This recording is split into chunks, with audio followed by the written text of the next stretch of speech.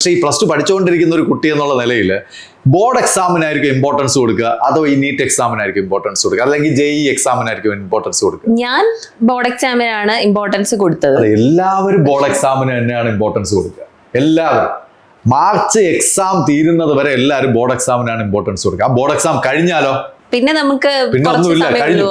പിന്നെ അതായത് board exam കഴിഞ്ഞാൽ എവറിത്തിങ് ഈസ് ഓവർ അല്ലേ? ബോർഡ് എക്സാം കഴിയുന്നതോടെ എല്ലാം കഴിയാണ്, പ്ലസ് ടു ജീവിതം തന്നെ അവസാനിക്കുകയാണ്. പിന്നെ ഒരു ക്വസ്റ്റ്യൻ മാർക്കല്ലേ നിൽക്കുന്നത്. പക്ഷെ ആ ട്രെൻഡ് എനിക്ക് തോന്നുന്നു മാറി വരുന്നുണ്ട്. ഇപ്പൊ നമ്മുടെ നാട്ടിൽ പണ്ടേ ഉള്ള ഒരു പ്രവണതയാണ് ഇപ്പം ടെൻത്ത് ഭയങ്കര ഇമ്പോർട്ടന്റ് ആണ്, പിന്നെ പ്ലസ് ടു ഭയങ്കര ഇമ്പോർട്ടന്റ് ആണ്. ശരിക്കും അതൊന്നും അല്ല.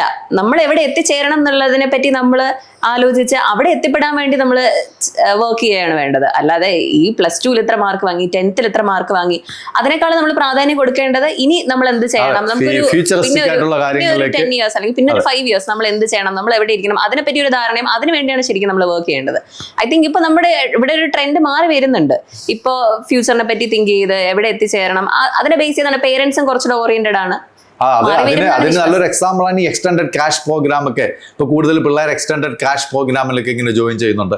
അതായത് നീറ്റിനോടൊക്കെ, അതായത് പ്ലസ് ടു കഴിഞ്ഞ് മാർച്ചിലെ എക്സാം കഴിഞ്ഞതിന് ശേഷം എൻട്രൻസിനെ കുറിച്ച് ആലോചിക്കാതെ നേരത്തെ തന്നെ അപ്പോൾ ഒക്ടോബറിൽ തന്നെ എൻട്രൻസിന് വേണ്ടി ജോയിൻ ചെയ്യുന്ന പിള്ളേരൊക്കെ ഉണ്ട്.